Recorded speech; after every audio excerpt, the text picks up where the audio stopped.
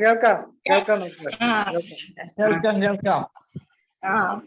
Five census അങ്ങനെ അത് sensitivity വെച്ചാണ് നമ്മുടെ ഡിസീസ് വരുന്നത് നമ്മുടെ ബോഡിയിലേക്ക്. അതുപോലെ 5 ഔട്ട്പുട്ട്സ് എന്ന് പറയുന്നത് എക്സ്ക്രീറ്ററി സിസ്റ്റം ആണ്. First that is removal of waste product, that is A solid waste process as A stool ആയിട്ടും, ലിക്വിഡ് വേസ്റ്റ് പ്രോഡക്റ്റ് ആയിട്ട് യൂറിനായിട്ടും കാർബൺ ഡൈ ഓക്സൈഡ് ആയിട്ടും റെസ്പിറേഷൻ ആയിട്ടും സേബമായിട്ടും ഒക്കെ പോകും. അതുപോലെ സെക്കൻഡ് ഔട്ട്പുട്ട് എന്ന് പറയുന്നത് റീപ്രൊഡക്റ്റീവ് സിസ്റ്റം ആണ്. അത് യൂസ്ഫുൾ ആയിട്ടുള്ള എക്സ്ക്രീറ്ററി സിസ്റ്റം ആണ്. As semen for male and menses for female.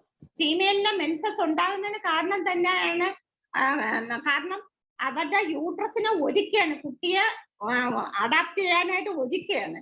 അവിടെ കുട്ടി കൺസെപ്ഷൻ നടക്കാതിരിക്കുന്നതുകൊണ്ട് അത് മെൻസസ് ആയിട്ട് പോവുകയാണ്.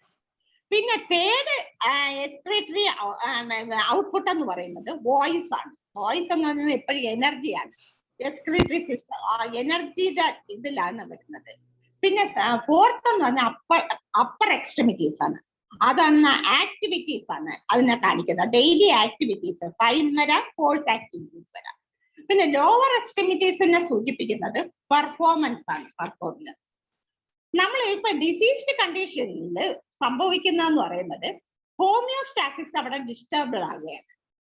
According to Hahnemann's fifth course അനുസരിച്ച് ഫസ്റ്റ് നമ്മൾ അനലൈസ് ചെയ്യണം. ഒരു ഡിസീസ് വന്നു കഴിഞ്ഞാൽ അനലൈസ് ചെയ്യണം ആ case whether it is acute or chronic disease എന്ന് നമ്മൾ അനലൈസ് ചെയ്യണം.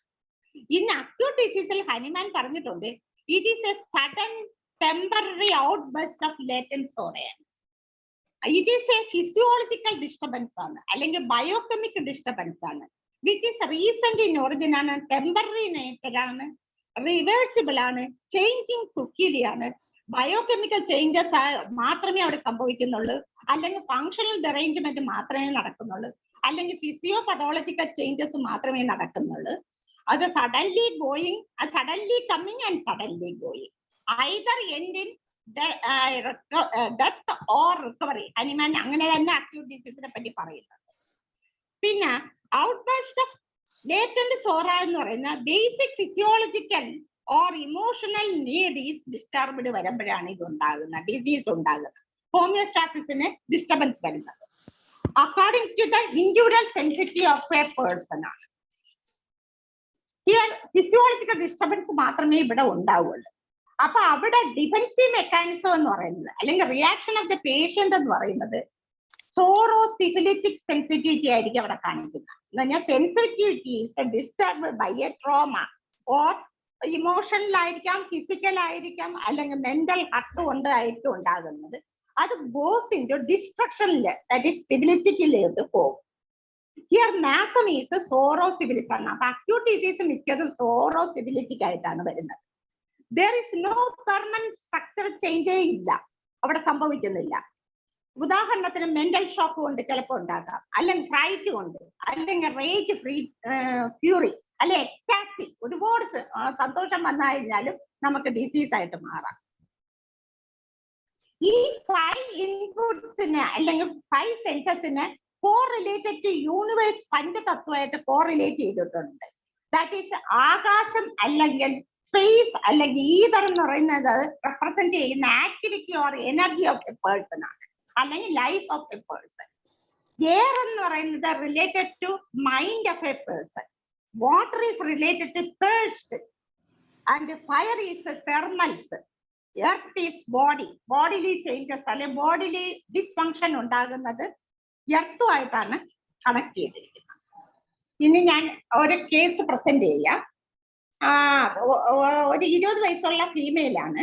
അവർ വന്നത് എസിമെട്രിക്കൽ ക്വാഡ്രി പരേസിസ് ആയിട്ടാണ്. വന്നില്ല, പേഷ്യന്റ് വന്നില്ല, അമ്മ വന്നാണ് എൻ്റെ അടുത്ത് ഇത് പറയുന്നത്, കേസ് പറയുന്നത്. പേഷ്യന്റ് കംപ്ലീറ്റ്ലി ബെഡ് റിഡൻ ആണ്. Asymmetrical quadriparesis, that is a weakness and with paresis of all limbs ആണ് അവിടെ സംഭവിച്ചത്, വിത്ത് ഹെമറേജിക് ഗ്യാസ്ട്രൈറ്റിസ് ആയിരുന്നു.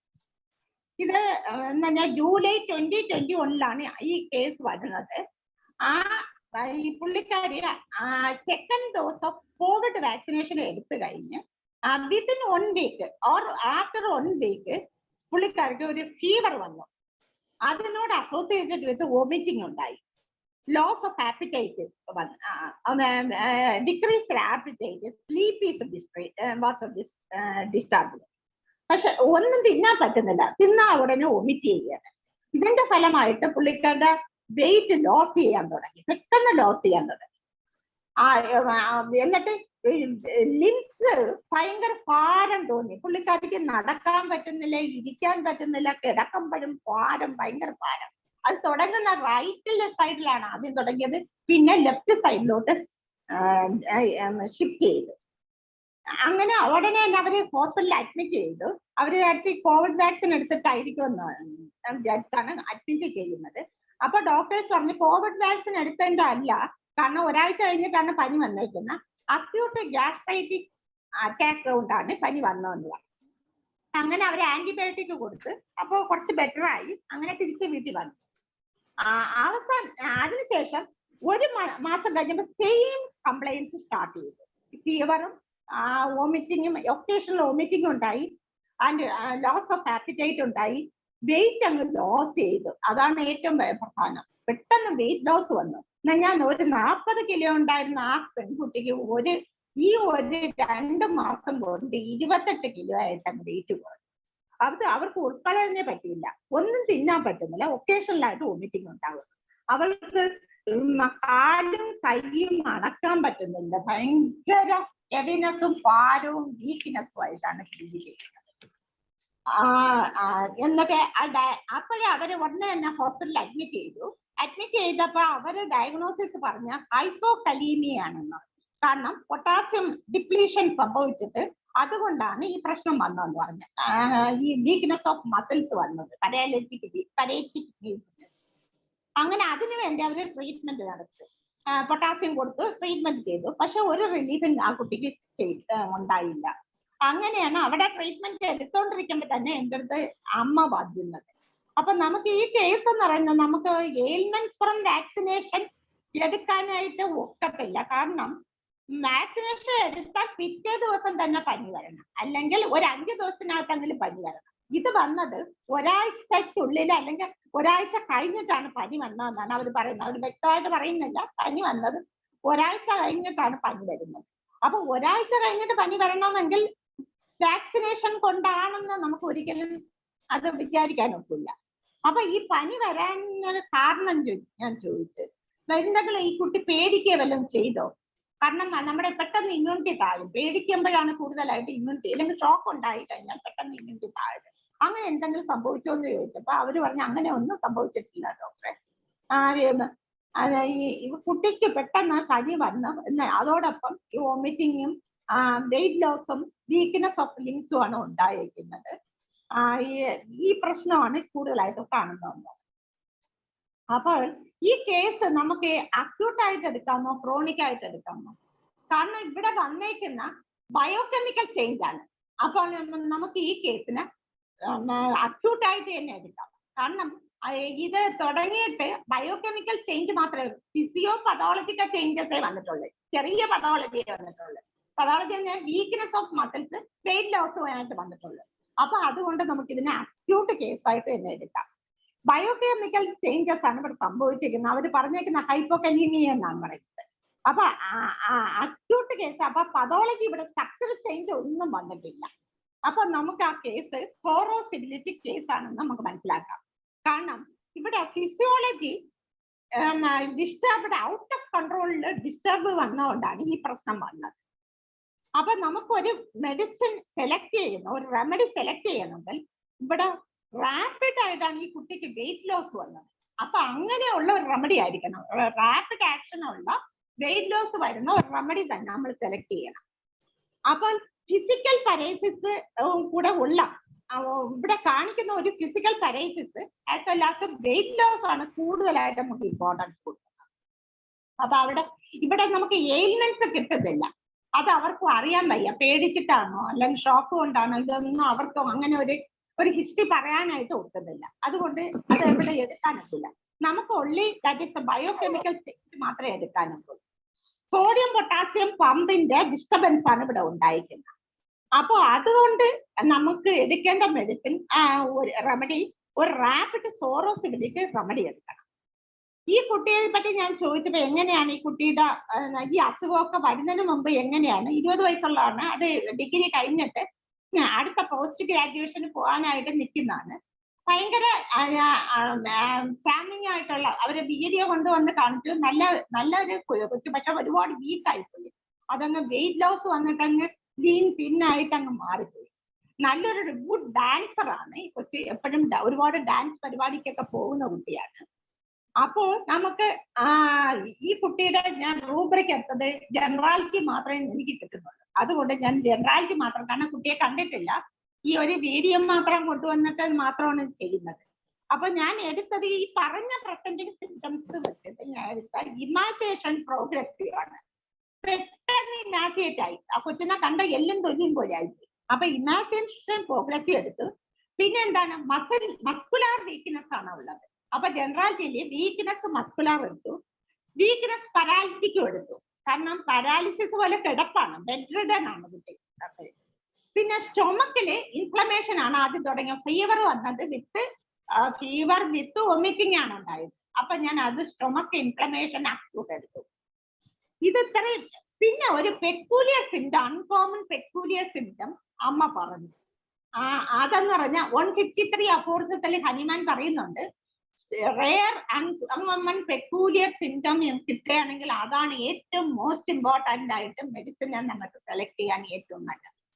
അത് പറഞ്ഞതെന്ന് പറഞ്ഞാൽ വീക്ക്നെസ്, ഈ പാരാലിറ്റിക് വീക്ക്നെസ്, കുഞ്ഞിനെ രാവിലെ ഉണർന്നു കഴിഞ്ഞാൽ എഴുന്നേക്കാനേ പറ്റുന്നില്ല. അതാണ് ഏറ്റവും മെയിൻ സിംറ്റം ആയിട്ട് പറഞ്ഞത്. റൈസിങ് എഴുന്നേക്കാൻ നോക്കിക്കഴിഞ്ഞാൽ ഒരു തരത്തിൽ എഴുന്നേക്കാൻ പറ്റുന്നില്ല. പിന്നെ ഒരു വെയിലൊക്കെ വന്ന് കുറെ കഴിഞ്ഞിട്ട് അതിന് എഴുന്നേക്കാൻ പറ്റുന്നുണ്ട്. അപ്പൊ അതുകൊണ്ട് ഡയപ്പറൊക്കെ ഉപയോഗിച്ചാണ് അതിനെ അവിടെ കിടത്തിയിരിക്കുന്നത്. കാരണം അതിന് യൂറിന് പാസ് ചെയ്യണമെങ്കിൽ പോലും എഴുന്നേക്കാൻ പറ്റുന്നില്ല. അപ്പൊ രാവിലെ മോർണിംഗ് റൈസിങ് ആഫ്റ്റർ എന്ന് പറയുന്നത് അതിന് ഒട്ടും പറ്റുന്നില്ലെന്നാ പറയുന്നത്. ആ റൈസ് ചെയ്യാനായിട്ട് എഴുന്നേക്കാൻ പറ്റുന്നില്ല. അത് ഒറ്റ റെമഡിയേ ഉള്ളു. ഞാൻ എടുത്തു, general weakness paralytic morning rising after, only one remedy, that is phosphorus. അപ്പൊ ഞാൻ എന്നിട്ട് മറ്റേ എല്ലാ റൂബ്രിക്കും കൂടെ നോക്കിയപ്പോൾ വരുന്ന റെമഡീസ് എന്ന് പറഞ്ഞാൽ ഫോസ്ഫറസ് വരുന്നുണ്ട്, വെറേട്രാൽഗ് വരുന്നുണ്ട്. ആദ്യത്തെ റെമഡി ഫോസ്ഫറസ് ആണ്. പിന്നെ വെറേട്രാൽഗ് വരുന്നുണ്ട്. ഇത് ഈ 5 സിംറ്റം കവർ ചെയ്യുന്നുണ്ട്. റൂബ്രിക്കും കവർ ചെയ്യുന്നുണ്ട്. ആൻഡ് ആൾസാൽബും വരുന്നത്. ഈ കുട്ടി ഫിസിക്കലി ഞാൻ ചോദിച്ചപ്പോ ഒരു ചില്ലി പേഷ്യന്റ് ആണ്. തേഴ്സ്റ്റി, ദാഹമുണ്ട്, കോൾഡ് വാട്ടർ കുടിക്കാനാണ് താല്പര്യം. പക്ഷെ വൊമിറ്റിംഗ് ഉള്ളത് കൊണ്ടാണ് അവർ കൊടുക്കത്തില്ല. പക്ഷെ കോൾഡ് വാട്ടർ കൊടുത്തില്ലെങ്കിൽ അതിന് ഒട്ടും പറ്റത്തില്ല. ഹോട്ട് വാട്ടർ കൊടുത്താൽ ഉടനെ വൊമിറ്റ് ചെയ്യുന്നത്. കോൾഡ് വാട്ടർ കുറച്ചു നേരം നിന്ന് കഴിഞ്ഞ് അത് ഹോട്ട് ആകുമ്പോഴാണ് വൊമിറ്റ് ചെയ്യുന്നത്. അപ്പൊ കോൾഡ് വാട്ടറിനോടാണ് താല്പര്യം. അപ്പൊ ഇതെല്ലാം ഫോസ്ഫറസിലോട്ട് ഇൻഡിക്കേറ്റ് ചെയ്യുന്നത്. ചില്ലി തേഴ്സ്റ്റ് ഒരു ഡാൻസർ ആയിട്ടുള്ള കുട്ടിയാണ്, as well as thirst for cold water ആണ്. അപ്പൊ ഫോസ്ഫറസ് എന്ന് പറയുന്നത് എപ്പോഴും ഒരു എക്സ്ട്രോവേർട്ട് പെർഫോമർ ആണ്, ഡെഡിക്കേറ്റ് ആയിട്ടുള്ള പേഴ്സൺ ആയിരിക്കും. പിന്നെ ഹൈപ്പോകലീമിയക്ക് ബെസ്റ്റ് റെമഡിയാണ് phosphorus. As well as haemorrhagic റെമഡിയാണ്. ഈ കൊച്ചിന് ഹെമറേജിക് വൊമിറ്റിംഗ് വരെ ഉണ്ടായി, വായുന്ന വൊമിറ്റ് വരുന്ന ബ്ലഡ് വരെ വന്നായിരുന്നു. അപ്പൊ ആ ഹെമറേജിക് റെമഡിയാണ്. അപ്പൊ അതേസമയം വെറേട്രാൽബിൻ, ഞാൻ ഈ റെമഡി എല്ലാം കമ്പയർ ചെയ്ത് നോക്കി. വെറേട്രാൽബിന്റെ പ്രത്യേകത എന്ന് പറയുന്നത് ഭയങ്കര എക്സ്ട്രാവാഗന്റ് ആണ്. ഈ പെർഫോമർ അല്ല, അവര് എല്ലാം ചെലവാക്കുക അല്ലെങ്കിൽ ഇങ്ങനെ ലാവിഷ് ആയിട്ട് നടക്കുക എന്നുള്ളത് ഇതാണ്. പിന്നെ അവർക്ക് ഈ അസുഖം വന്നു കഴിഞ്ഞാൽ, സിവിലിറ്റിക്ക് ആയി കഴിഞ്ഞാൽ അവർക്ക് കോൾഡ് പെൽസ്പിറേഷൻ ആണ് ഫോർഗട്ട് ഉണ്ടാവും. അത് ഈ കുട്ടിക്ക് ഇല്ല. പിന്നെ ഇതൊരു ഹെമറേജിക് റെമഡി അല്ല വെറേട്രാൽബ്. അതുകൊണ്ട് അതിനെ ഞാൻ റൂൾ ഔട്ട് ചെയ്യും. പിന്നെ ആൾസ് ആണോ എന്ന് ഞാൻ നോക്കി.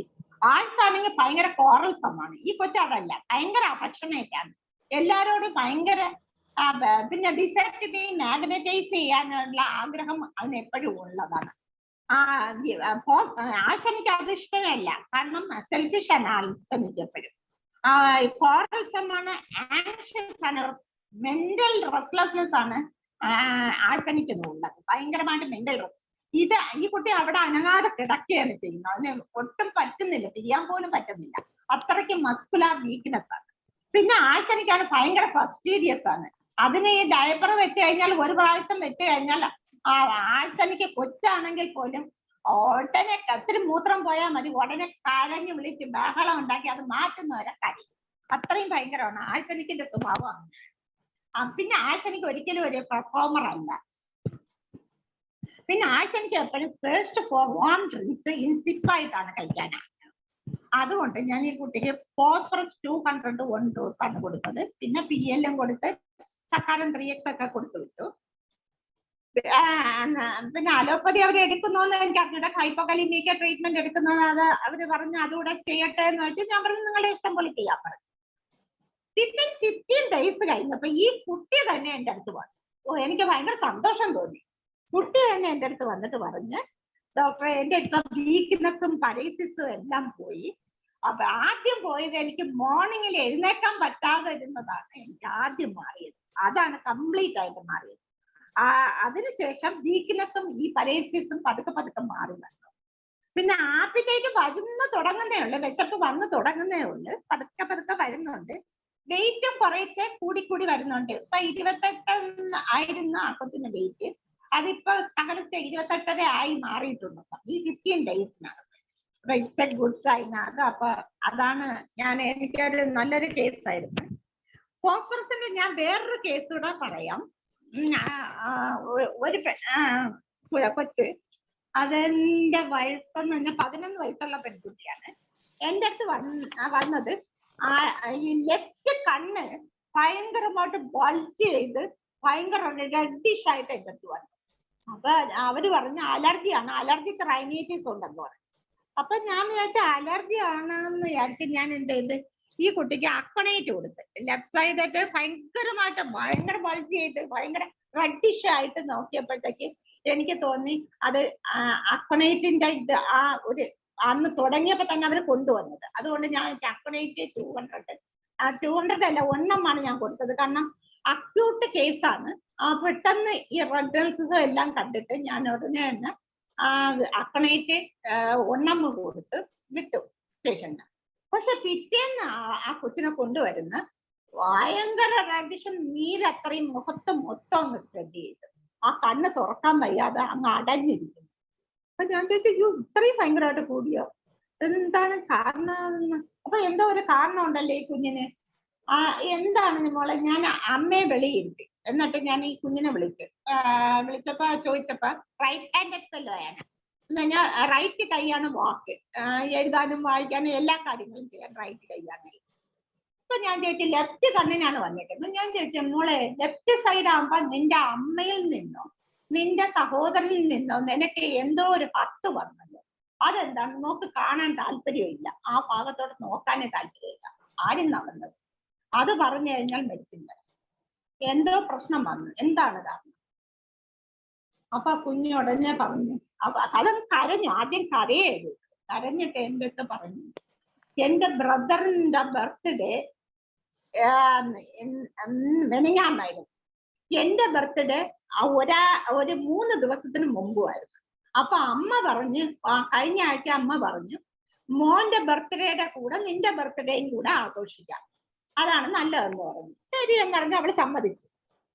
പക്ഷേ ഇവന്റെ ബർത്ത്ഡേ വന്ന് അവളെ ആഘോഷിക്കാനായിട്ട് സമ്മതിച്ചില്ല. അവൻ പറഞ്ഞു നീ എന്റെ അവിടെ നിൽക്കേണ്ട ആവശ്യമൊന്നുമില്ല, നിനക്ക് നിന്റെ ബർത്ത്ഡേ നിന്റെ അമ്മയടുത്ത് പറഞ്ഞിട്ട് അത് നിന്റെ ആ ദിവസം ആഘോഷിക്കണം.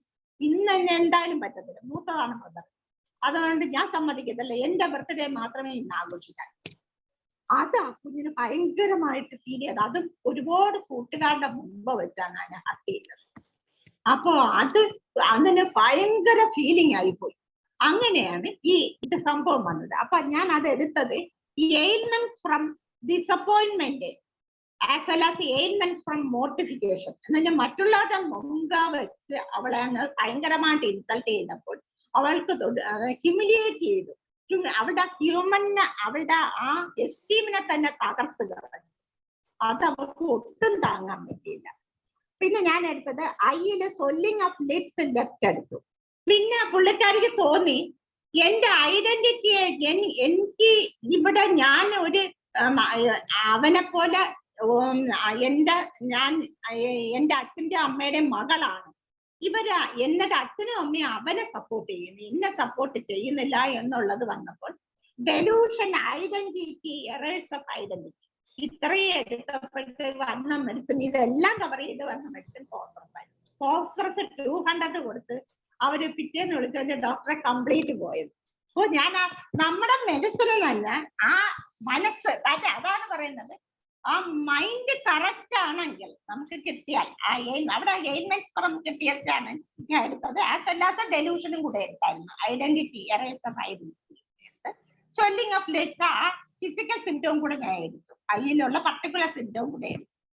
അപ്പോഴും ഫോസ്ഫറസ് വന്നു. അതാണ് ഇത് കേസ്. ഞാൻ ഫോസ്ഫറസിന്റെ ഇത് വായിക്കണോ ഡോക്ടറെ? ഫോസ്ഫറസിന്റെ ക്വാളിറ്റീസ് എന്തൊക്കെയാണെന്ന് പറയണോ അതോ കേസ് പറഞ്ഞാൽ മതിയോ? ഹലോ ഹലോ ഫോസ്ഫറസിന്റെ ക്വാളിറ്റീസ് പറയണോ അതോ കേസ് പറഞ്ഞാൽ മതിയോ? കേസ് പറഞ്ഞാൽ മതി. കേസ് പറഞ്ഞാൽ മതി. ഓക്കെ. അടുത്തൊരു കേസ് ഒരു സോറോ സൈക്കോട്ടിക് കേസാണ്. ആ സോറോ സൈക്കോട്ടിക് കേസ് എന്ന് പറഞ്ഞാല് ഒരു 68 വയസ്സുള്ള ഫീമെയിലാണ്. അവരുടെ കോൺസ് ആണ് കാലില് രണ്ടിലും ഭയങ്കര ആണി, വലിയ ആണിയാണ്. അത് ആദ്യം റൈറ്റ് സോൾ ഓഫ് ഫുഡിലാണ് വന്നത്, അത് goes to left sole of ഫുഡിലോട്ട് പോയി. അത് ഭയങ്കര സിവിയർ പെയിൻ, അവർക്ക് കാല് തറയെ കുത്താൻ പറ്റുന്നില്ല, അവരങ്ങ് വിഷമിക്കുകയാണ് ഭയങ്കരമായിട്ട്. 68 വയസ്സുള്ളവരാണ്. അപ്പൊ ഇവരുടെ ഞാൻ ഹിസ്റ്ററി എടുത്തു, കാരണം ഇത് തുടങ്ങിയിട്ട് ഏകദേശം 1 വർഷത്തോളമായി. എൻ്റെ അടുത്ത് വരുന്ന 12/1/23 അപ്പൊ ഞാൻ ഒരു ടീച്ചറാണ്, അവര് ഹെഡ് മിസ്ട്രസ് ആയിട്ട് റിട്ടയർ ചെയ്തതാണ്. 2-3 വർഷമായി റിട്ടയർ ചെയ്തിട്ട്. പിന്നെ അവർക്ക് ഒരു ഹിസ്റ്ററി ഓഫ് ഹൈപ്പോതൈറോയിഡിസം ഉണ്ട്, സിൻസ് 3 years ആയിട്ടുണ്ട്. അതുപോലെ ഹൈപ്പർ ടെൻഷൻ 7 years ago തൊട്ട് ഹൈപ്പർ ടെൻഷനും മെഡിസിൻ കഴിച്ചുകൊണ്ടിരിക്കുകയാണ്. പിന്നെ ഹിസ്റ്റക്ടമി നടത്തിയിട്ടുണ്ട്, ഡ്യൂ ടു ബ്ലീഡിങ് കൊണ്ട് ഹിസ്റ്റക്ടമി നടത്തിയിട്ടുണ്ട്. ഇപ്പോഴാണ് ഈ കോൺസ് വന്നത്. അപ്പൊ 1 വർഷമായിട്ട് കോൺസ് ഉണ്ട്. ഞാൻ ചോദിച്ചു എന്തുകൊണ്ടാണ് നിങ്ങൾക്ക് ഇത് വരാൻ കാരണം? ഒരു കാരണമുണ്ടല്ലേ, അതിന്റെ അടിയിൽ കോൺസ് റൈറ്റ് സൈഡിലാണ് വന്നത്. അപ്പൊ ഈ ടീച്ചർ റൈറ്റ് ഹാൻഡഡ് ഫെല്ലോയാണ്. അപ്പൊ ഞാൻ ചോദിച്ചു ഇദ്ദേഹം മനസ്സിന്റെ ഉള്ളിന്റെ ഉള്ളില് ഇതെല്ലാം ഞാൻ GNM-ൽ നിന്നാണ് പഠിച്ചത് കേട്ടോ ഡോക്ടറെ, അതുകൊണ്ടാണ് ഞാൻ പറയുന്നത്. നമുക്ക് GNM പഠിച്ചാൽ അതിന്റെ കോസ് അനലൈസ് ചെയ്യാൻ പറ്റും, അതാണ് ഈ കോൺസ് എന്ന് പറയുന്നത് നമ്മളെ ഒരു സൈക്കോട്ടിക് ആണ്, സൈക്കോട്ടിക് പ്രോസസ്, ഗ്രോത്ത് ആണ്. ഗ്രോത്ത് അകടിയിലാണ്, ഒരു സീക്രറ്റീവ് ആയിട്ടാണ്, സോൾ ഓഫ് ഫുഡിലാണ്. ഞാൻ നമ്മൾ നടന്നു പോകാൻ എന്നെ സമ്മതിക്കുന്നില്ല, എനിക്ക് മുന്നോട്ട് പോകാൻ പറ്റുന്നില്ല, ആരോ എന്നെ തടസ്സപ്പെടുത്തുന്നു. പക്ഷെ എനിക്ക് പ്രൊട്ടക്റ്റീവ് വിഷം വേണം താനും, കാരണം അവരെ പേടിയുണ്ട്, അതുകൊണ്ട് പ്രൊട്ടക്ഷൻ വേണം താനും. അപ്പൊ ഞാൻ ചോദിച്ചു എന്താണ് പ്രശ്നം, എത്ര കുട്ടികളുണ്ടെന്ന് ചോദിച്ചു. അപ്പൊ പറഞ്ഞു 3 കുട്ടികള്, മൂത്തത് പെൺകുട്ടിയാണ്, ഗൾഫിലാണ്. പിന്നെ 2 ആൺകുട്ടികളാണ്, അവരും ഗൾഫിൽ തന്നെ, അവര് ഫാമിലിയോട് ഗൾഫിലാണ്. ഇവരെ ഒറ്റയ്ക്ക് ഇവിടെ ഉണ്ട്, ഒരു ജോലിക്കാരിയും വെച്ചാണ് ഇരിക്കുന്നത്. അപ്പൊ ഞാൻ ചോദിച്ചു എന്താണ് മനപ്രയാസം, എന്തോ ഉണ്ടല്ലോ, ആരെ പറ്റി ഒരു മനപ്രയാസം, മരുമകളെ ശരിയല്ലേ എന്ന് ഞാൻ ചോദിച്ചു. അപ്പോഴത്തേക്ക് അവര് പറഞ്ഞ് എന്റെ മൂത്ത മകനും മൂത്ത മരുമകളും തമ്മിൽ ഇപ്പൊ ഡിവോഴ്സിന്റെ വക്കിൽ നിൽക്കുകയാണ്. അത് എനിക്ക് ഒട്ടും താങ്ങാൻ പറ്റുന്നില്ല. ഞാൻ ഏറ്റവും എന്റെ ഈ മകനിലെ മൂത്ത മകനെയാണ് ഞാൻ ഏറ്റവും കൂടുതൽ സ്നേഹിച്ചത്. അവന്റെ ഈ അവസ്ഥ, 2 കുട്ടികളും ഉണ്ട്, അവന്റെ ഈ അവസ്ഥ കണ്ടിട്ട് എനിക്ക് ഒട്ടും താങ്ങാൻ പറ്റുന്നില്ല. അവള് ഭയങ്കര ഒരു അഡമന്റ് ആയിട്ടുള്ള ലേഡിയാണ്. അവര് പറയുന്നതാണ്, നമുക്ക് അതിനെ പറ്റി അറിഞ്ഞൂടാ. അപ്പൊ ഞാനത് അപ്പൊ എനിക്ക് അവളുടെ അടുത്തൊന്ന് സംസാരിച്ചിട്ട് ഒന്ന് നീ അഡ്ജസ്റ്റ് ചെയ്ത് പോകാൻ പറയാൻ പേടിയാണ്, എനിക്ക് ഒന്നിനെ കൊണ്ട് ഒക്കുന്നില്ല. കാരണം അവള് ഇനി എന്താണ് എന്നോട് പ്രതികരിക്കുന്നത് എങ്ങനെയാണെന്ന് എനിക്ക് പറയാൻ പറ്റില്ല. എന്റെ മകൻ വെറും പാവമാണ് ഡോക്ടറെ, എന്നിട്ട് അവള് ഈ മകനോട് കാണിക്കുന്ന ഇങ്ങനെയാണ്. എനിക്ക് ഭയങ്കര വിഷമമുണ്ട്. പിന്നെ ഞാൻ ചോദിച്ചു പിന്നെ ലെഫ്റ്റ് സൈഡിലും വന്നല്ലോ, അപ്പൊ നിങ്ങൾ മകനെ പറ്റിയും വിഷമിക്കുന്നുണ്ട്? മകനെ പറ്റിയും വിഷമിക്കുന്നുണ്ട്. ഈ മകനാണെങ്കിൽ അവളെ ഇതുമായിട്ട് ഇങ്ങനെ അവൾ തിരിഞ്ഞപ്പോഴത്തേക്ക് അവൻ ആ കുട്ടികളെ നോക്കാതെ അവൻ അവന്റെ പാട്ടിന് പോയിരിക്കുകയാണ്. അതും എനിക്ക് മനപ്രയാസം. ഈ അവനടുത്ത് ഞാൻ പറഞ്ഞപ്പോഴും എന്നോട് ഷൗട്ട് ചെയ്യുന്നവൻ, അത് എനിക്ക് താങ്ങാനേ പറ്റില്ല. ഞാൻ എത്രയോ സ്നേഹിച്ച മകനാണ്, അവൻ എന്നോട് ഷൗട്ട് ചെയ്യുകയാണ്. എനിക്ക് ഒന്നും അവൻ്റെ അടുത്ത് ഇപ്പോഴേ പറയാനേ ഒക്കുന്നില്ല. അവൻ ഫോൺ കട്ട് ചെയ്ത് കളയുന്നു. അത് എനിക്ക് ഒട്ടും താങ്ങാൻ പറ്റുന്നില്ല. അപ്പൊ ഞാൻ പിന്നെ ചോദിച്ചു എങ്ങനെയാണ് അദ്ദേഹത്തിന്റെ ഒരു നേച്ചർ. പറഞ്ഞു എനിക്ക് ഒറ്റയ്ക്ക് ഇവിടെ കഴിയാൻ ഭയങ്കര പേടിയാണ് ഡോക്ടർ. പിന്നെ എന്ത് ചെയ്യാൻ നിവർത്തിയില്ല. മകള് ഗൾഫിലാണ്, 2 ആൺമക്കളും ഗൾഫിലാണ്. എനിക്ക് ആരുമില്ല. അതിന്റെ ഭർത്താവ് മരിച്ചിട്ട് ഇപ്പൊ ഒരു 10 വർഷമായി. അപ്പൊ എല്ലാം കൊണ്ട് എനിക്ക് ദുഃഖമാണ്. പിന്നെ ഒരു സർവന്റ് ആണ് എന്റെ കൂടെ ഉള്ളത്. എനിക്ക് എപ്പോഴും ഒറ്റയ്ക്ക് കിടക്കുമ്പോൾ രാത്രി ഉറക്കം വരില്ല. ഭയങ്കര ഒരു പേടിയാണ്. ഞാൻ സോളിറ്റ്യൂഡ് എന്ന് പറഞ്ഞാൽ ഒറ്റയ്ക്ക് കിടക്കാൻ പേടി. ഫിയർ ഓഫ് സോളിറ്റ്യൂഡാണ് ഞാൻ എടുത്തത്. കാരണം ഇതൊരു സോറോ സൈക്കോട്ടിക് കേസ് ആയതുകൊണ്ട് സിവിലിറ്റിക് ഡിസ്ട്രക്റ്റീവ് ആയിട്ടുള്ള സിംറ്റംസ് ഒന്നും ഇല്ല. അതുകൊണ്ട് ഞാൻ സോറോ സൈക്കോട്ടിക് രീതിയിലാണ് ആ കേസ് എടുത്തത്. അവിടെ എക്സ്ട്രിമിറ്റീസ് കോൺസ് പെയിൻഫുൾ എടുത്തു. ഭയങ്കര വേദന. അവർക്ക് തലയിൽ കുത്തി നടക്കാൻ ഭയങ്കര പാട്. പിന്നെ അവർക്ക് ഒട്ടും ഇവരുടെ ഒന്നും ഈ പ്രയാസങ്ങൾ അവർക്ക് താങ്ങാനേ പറ്റുന്നില്ല. അവർ ടിവിയിൽ തന്നെ എന്തെങ്കിലും പ്രയാസമുള്ളത് വന്നു കഴിഞ്ഞാൽ അവർ ഉടനെ TV ഓഫ് ചെയ്തത്. അവരെ കൊണ്ട് അത് താങ്ങാനേ പറ്റത്തില്ല. പേപ്പറിൽ ഈ ആട്ടിപ്പിടി, കൊലപാതകം ഇതൊന്നും അവർക്ക് വായിക്കാനേ പറ്റത്തില്ല. അവർക്ക് കുച്ചിലേ തൊട്ട് അങ്ങനെയുള്ള നീക്കം. അതിന് ഞാൻ എടുത്ത mind horrible things, sad stories propose. അപ്പോൾ വന്ന ഫസ്റ്റ് മെഡിസിൻ എന്ന് പറഞ്ഞാൽ സൾഫറാണ്. Second medicine ലൈക്കോപൊഡിയോൺ. അപ്പൊ ഞാൻ വിചാരിച്ച ഈ പേഷ്യന്റ് ഭയങ്കര പെയിനും ഉണ്ട്. അങ്ങനെ ഞാൻ എന്തൊരു സൾഫർ 200 1 ഡോസ് കൊടുത്തു. പിന്നെ PL കൊടുത്തു വിട്ടു. 4 വീതം 3 നേരം വെച്ച് ഗുളിക കഴിക്കണം. അപ്പൊ ഇവര് ഒന്നാം മാസത്തിലാണ് ഇത് വാങ്ങിച്ചോണ്ട് പോകുന്നത്. അവർ 2ാം മാസത്തിൽ അവർ വന്നിട്ട് പറഞ്ഞു, ഡോക്ടറെ എനിക്ക് ഒട്ടും പെയിന് ഒരു ശകലം പോലും കുറവില്ല, എനിക്ക് ഭയങ്കര സിവിയർ പെയിൻ.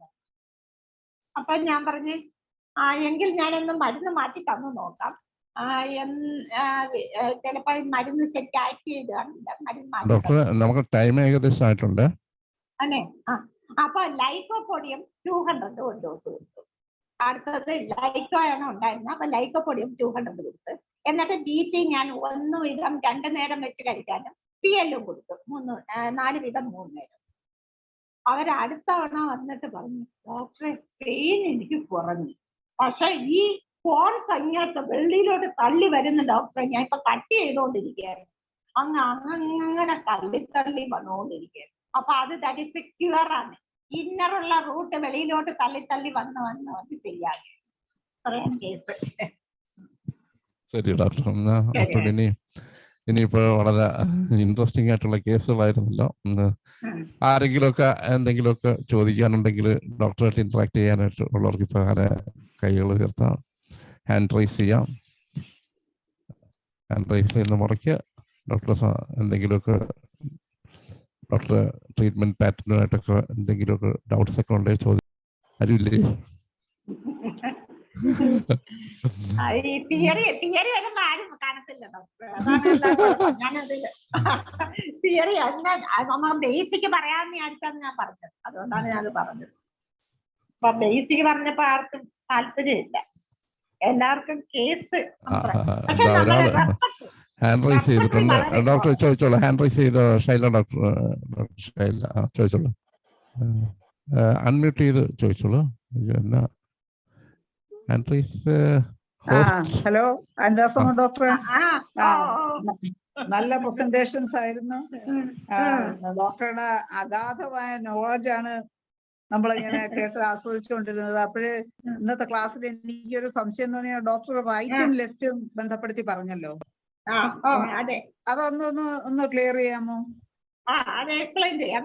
കാരണം GNM എന്ന ജർമ്മൻ ന്യൂ മെഡിസിൻ, അത് ഡോക്ടർ ഹാമർ ആണ് ഇത് കണ്ടുപിടിച്ചത്. അതിവിടെ കൊണ്ടുവന്നത് പ്രഫുൽ വിജയകർ സാറാണ് ആദ്യം കൊണ്ടുവന്നത്. കോസ് അറിയാൻ, ഏത് ഡിസീസിന്റെ കോസ് അറിയാൻ. അപ്പൊ right handed fellow and left handed fellow എന്ന് പറഞ്ഞാൽ നമ്മളെ കൈ ആദ്യം ഒന്ന് കൊട്ടാൻ പറയണം. കൊട്ടുമ്പോഴ് അപ്പർ ഹാൻഡ് ഏതാണ് വരുന്നത് അതാണ് ആ പേഷ്യന്റെ റൈറ്റ് ഹാൻഡോ ലെഫ്റ്റ് ഹാൻഡോ. അതേസമയം ഇദ്ദേഹം ഉണ്ടല്ലേ, ആരാണ് നമ്മുടെ മോദിജിയുടെ ലെഫ്റ്റ് ഹാൻഡാണ്. ഇങ്ങനെയാണ് കൂട്ട് മോദി ശ്രദ്ധിച്ചിട്ടുണ്ടോ? നമ്മളൊക്കെ സാധാരണ റൈറ്റ് ഹാൻഡ് ആയിട്ടാണ് കുട്ടുന്നത്. ആസ് വെൽ അത് ചിലപ്പോ അറിയത്തില്ല, ഇങ്ങനെ കുട്ടുന്നവരുണ്ട്. അപ്പൊ അത് അവിടെ ഏത് ഹാൻഡാണ്, അപ്പൊ ചെറുപ്പത്തിലെ ഏത് ഹാൻഡാണ് കൂടുതൽ യൂസ് ചെയ്യുന്നത് എന്ന് ചോദിക്കുക. അല്ലെങ്കിൽ ചില കൊച്ചുങ്ങളെ ലെഫ്റ്റ് ഹാൻഡ് ആയ കൊച്ചിനെ റൈറ്റ് ഹാൻഡ് ആക്കി മാറ്റും. അപ്പൊ അതുകൊണ്ട് നമുക്ക് അറിയാവില്ല, അത് അമ്മയുടെ അടുത്ത് ചോദിച്ചെങ്കിൽ അറിയാം. അപ്പൊ റൈറ്റ് ഹാൻഡ് ഫെല്ലോ ആയിട്ടുള്ളവർക്ക് റൈറ്റ് സൈഡിട്ടാണ് കംപ്ലൈന്റ് വരുന്നതെങ്കിൽ അത് കോൺഫ്ലിക്റ്റ് ബിറ്റ്വീൻ, കോൺഫ്ലിക്റ്റ് ഉണ്ടാകുന്നത് അച്ഛന്റെ കൂടെയോ അല്ലെങ്കിൽ നമ്മുടെ വെളിയിലുള്ള നെയ്ബേഴ്സിന്റെ കൂടെയോ അല്ലെങ്കിൽ ഫ്രണ്ട്സിന്റെ കൂടെയോ അല്ലെങ്കിൽ ഇത് ഫ്രണ്ട്സിന്റെ കൂടെയോ അല്ലെങ്കിൽ നമ്മുടെ ഹസ്ബൻഡിന്റെ കൂടെയോ അല്ലെങ്കിൽ നമ്മുടെ കൊളീഗ്സിന്റെ കൂടെയോ അല്ലെങ്കിൽ നമ്മുടെ ഓഫീസോ അല്ല ഏതെങ്കിലും ഒരു ബോസിന്റെ കൂടെയോ ഒരു കോൺഫ്ലിക്റ്റ് വന്നെങ്കിൽ റൈറ്റ് ഹാൻഡഡ് കംപ്ലൈന്റ്.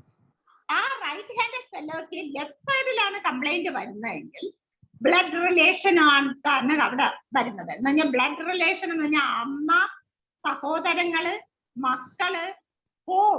നമ്മൾ ചിലപ്പോ പെറ്റായിട്ട് ഹോമിനെ വെക്കുകയാണെങ്കിൽ ഹോം, അല്ലെങ്കിൽ പെറ്റായിട്ടുള്ള ആനിമൽസ് ഭയങ്കര പെറ്റായിട്ട് നമ്മുടെ ഹൃദയത്തോട് ചേർത്ത് വെക്കുകയാണെങ്കിൽ അതും ലെഫ്റ്റ് ഹാൻഡ് സൈഡിൽ വരുന്ന കംപ്ലൈൻസില് അവരുമായിട്ട് എന്തെങ്കിലും ഒരു കോൺഫ്ലിക്റ്റ് ഉണ്ടായെങ്കിലേ അതുണ്ടാവും. അതേസമയം ലെഫ്റ്റ് ഹാൻഡ് വെല്ലുവിളിക്കുകയാണെങ്കിൽ തിരിച്ചാണ് വരുന്നത്. അത്രേ ഉള്ളൂ. ഡോക്ടർ എബ്രഹാം ഡോക്ടർ ഈ അനിത ഡോക്ടർ എന്നെ ഡോക്ടറാണ് ഹോസ്റ്റ് ആയിരിക്കുന്നത്. അപ്പോൾ എബ്രഹാം വൈദ്യന് കോൾ ചെയ്തോളൂ, ഒന്ന് അൺമ്യൂട്ട് ചെയ്യാനായിട്ട്. അതെങ്ങനെയാണ് ഡോക്ടർ, എനിക്കറിയില്ല. അതിൽ ഹോസ്റ്റ് ആക്കിയിരിക്കുന്ന മാഡത്തിനെ കയറി ഹോസ്റ്റ് ആക്കിയിരിക്കുക. അതിൽ മാഡത്തിന്റെ ഇതെടുക്കുക, പാർട്ടിസിപ്പൻസ് എടുത്തിട്ട് പാർട്ടിസിപ്പൻസിൽ അതിൽ ഹോസ്റ്റ് ആയിട്ട് മാഡം ഇരിക്കുകയാണ്, എന്നെ കോ ഹോസ്റ്റ് ആക്കിയാൽ മതി. ഡോക്ടർ ഹ്യൂബർട്ട് സിൽവ അതിൽ പോയിട്ട് അതിൻ്റെ തൊട്ടപ്പുറത്തൊരു 3 കുത്ത് കിടക്കുന്നതാണ്, അതിൽ തൊട്ടാൽ എന്നെ ഹോസ്റ്റാക്കി തന്നാൽ മതി.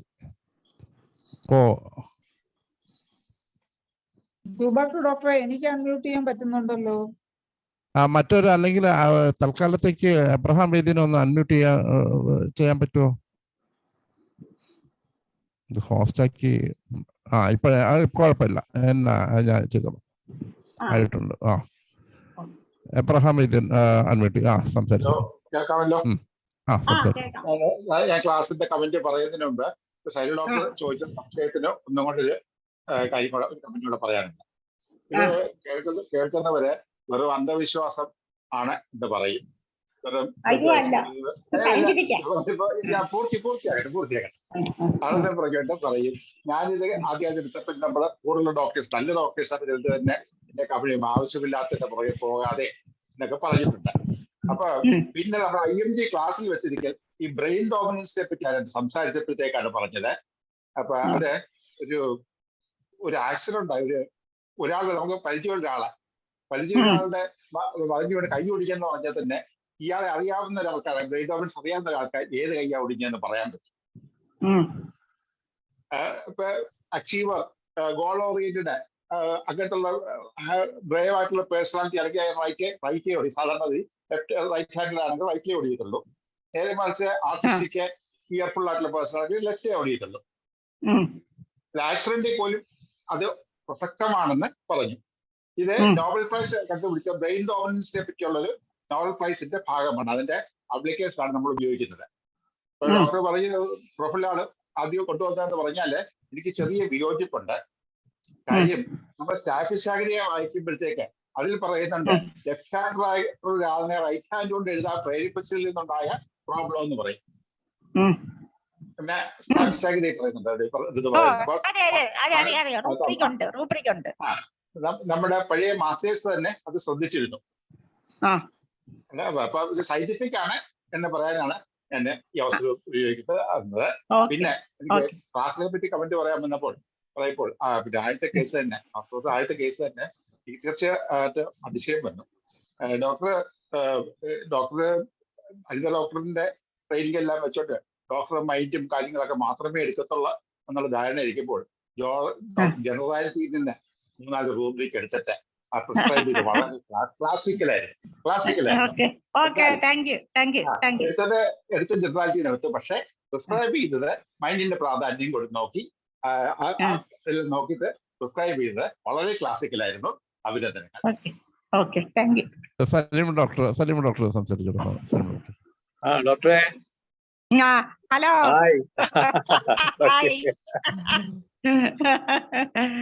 ക്ലാസ് ഗംഭീരമാണ്. ഞാൻ സാർ ഒരു വിശേഷം തരേണ്ട കാര്യമില്ല. അതെ, ഇന്നലെ പറഞ്ഞപ്പോ എന്ന് പിടിക്കുക. ഇന്നലെ ആ യൂട്രസിനെ കുറിച്ച് പറഞ്ഞ ഒന്ന് വിശദമാക്കി പറഞ്ഞാൽ മതിയായിരുന്നു. യൂട്രസ് ഹൗസ് ആണെന്നോ അങ്ങനെ ഒരു വാക്ക് പറഞ്ഞില്ലല്ലോ. അതെന്ന് പറഞ്ഞത് യൂട്രസ് എന്ന് പറയുന്നത് നമ്മുടെ ഹോം ആയിട്ടാണ് കൺസിഡർ ചെയ്യുന്നത്. കുഞ്ഞിന് വളരാനുള്ള വീടാണ്. അപ്പൊ അത് ആ വീട്ടിലെ കുഞ്ഞിന്റെ ബന്ധുക്കൾക്കും വളരാൻ പറ്റുന്നില്ലെങ്കിൽ അവരെ ഡിസ്റ്റർബ് ചെയ്യുന്നുണ്ടെങ്കിൽ അവിടെ വിചാരിക്കും എനിക്ക് ഈ ബ്ലഡ് എന്തിന് ന്യൂട്രീഷൻ കൊടുക്കാൻ പറ്റുന്നില്ല, എന്റെ കുഞ്ഞിനും മറ്റുള്ള എന്റെ ഏറ്റവും പ്രിയപ്പെട്ടവർക്ക് എനിക്ക് ന്യൂട്രീഷൻ കൊടുക്കാൻ സാധിക്കുന്നില്ല, എന്നെ അതിന് തടസ്സപ്പെടുത്തുന്ന ആളുകള്. അങ്ങനെയാണെങ്കിൽ എനിക്ക് ഈ ബ്ലഡ് വേണ്ട, ന്യൂട്രീഷൻ വേണ്ട, ഞാൻ സ്വയം സൂയിസൈഡ് ചെയ്യാണ്, ഞാൻ സ്വയം ആത്മഹത്യ ചെയ്യാനായിട്ട് ശ്രമിക്കുന്നത്, അതുകൊണ്ട് ബ്ലഡ് പൊയ്ക്കോട്ടെ എന്ന് ചിന്തിക്കുകയാണ് ചെയ്യുന്നത്. മെട്രേജിയ ഓർ മെനറേജിയ ഏത് വന്നാലും ബ്ലഡ് കളയുക എന്ന് പറഞ്ഞാൽ നമ്മളെ ന്യൂട്രീഷൻ ആണ്, ലവ്. അവിടെ സ്നേഹം കിട്ടുന്നില്ല, റിലേഷൻഷിപ്പും കിട്ടുന്നില്ല. അപ്പൊ എനിക്ക് ഈ സ്നേഹം എന്റെ കുഞ്ഞിനും കിട്ടുന്നില്ല, എന്റെ പ്രിയപ്പെട്ടവർക്കും കിട്ടുന്നില്ലെങ്കിൽ പിന്നെ ഞാൻ എന്തിനാ ഇത് ഞാൻ വെച്ചേക്കുന്ന? വേണ്ട, എനിക്ക് വേണ്ട, ഞാൻ കളയേ അതിന്. അങ്ങനെയാണ് എടുക്കുന്നത്, മൈൻഡ് അങ്ങനെയാണ് എടുക്കുന്നത്. അതുകൊണ്ടാണ് അത് സൂയിസൈഡിങ് ടെൻഡൻസി എന്നുള്ളത് എടുക്കാൻ കാരണം, അല്ലെങ്കിൽ സൂയിസൈഡൽ ഡിസ്പോസിഷൻ എന്നുള്ള റൂബ്രിക് എടുക്കാൻ കാരണം. Okay, very good. അപ്പൊ ഏതായിരുന്നാലും സലീം കുമാർ ഡോക്ടർ തന്നെ ഇതും പറഞ്ഞോളൂ, വാട്ടർ സയൻസ് കൂടെ പറഞ്ഞോളൂ. ഞാൻ പറയാറുള്ളൂ, കാരണം വെച്ചാല് നമുക്ക് അറിവ് തരുന്ന ഒരുപാട് ഡോക്ടർമാർ, പക്ഷെ ഈ അനിതാ ഡോക്ടറെ പോലെ ഇത്രത്തോളം ബുദ്ധിമതിയായ അല്ലെങ്കിൽ ഇതിന്റെ അത് മനസ്സിലായി. എന്നാ പോലും അത് പിന്നെ റിഫ്ലക്ട് ചെയ്യണമല്ലോ. അത് റൂബ്രിക് സെലക്ഷനിലൊക്കെ ഇത്രത്തോളം ഡീപ്പായിട്ട് ആ ഒരു ഇൻസൈറ്റോടുകൂടി ചെയ്യുന്ന കേരളത്തിലെ ഞാൻ കണ്ട ആദ്യത്തെ ആള്. അല്ല, ഞാൻ പറയുന്നത് പ്രത്യേകിച്ച് ലേഡി ഡോക്ടേഴ്സില് ഞാൻ ഡോക്ടറെ ഞാൻ കണ്ടിരിക്കുന്നത് അത്രയും ഡെപ്തില് അല്ലെങ്കിൽ ഇൻസൈറ്റോടുകൂടി റൂബ്രിക്കിനെ കാണുന്ന. ഞാനത് അന്ന് ഡോക്ടറെ നേരിട്ട് പറഞ്ഞല്ലേ, അതുകൊണ്ട് ഏതായാലും അങ്ങനെ ഒരാള് ഡോക്ടറെ പോലൊക്കെ പരിചയപ്പെടാൻ പറ്റിയെന്നുള്ളതാണ് ഈ IFH പ്ലാറ്റ്ഫോം ഏറ്റവും വലിയ ഒരു മഹത്വം എന്ന് പറയുന്നത്. അപ്പൊ ഈ ഒരു വിജ്ഞാനം ഞങ്ങൾക്കും വിളമ്പി തന്നതിൽ IFH-ന്റെ പേരിൽ ഞാൻ ഡോക്ടർക്ക് നന്ദി പറയുന്നു. ഓക്കെ ഡോക്ടറെ, ഇനിയും വരണം. വളരെ നന്ദി ഡോക്ടർ അനിത ഡോക്ടർ. ഏതായിരുന്നാലും ഇന്നത്തെ ദിവസം ഇതോടുകൂടി നമ്മുടെ 110ാമത്തെ ദിവസം 1010ാമത്തെ ദിവസം വളരെ ഭംഗിയോടുകൂടി കലാശിച്ചു. എല്ലാവർക്കും നന്ദി. എല്ലാവർക്കും ശുഭരാത്രി.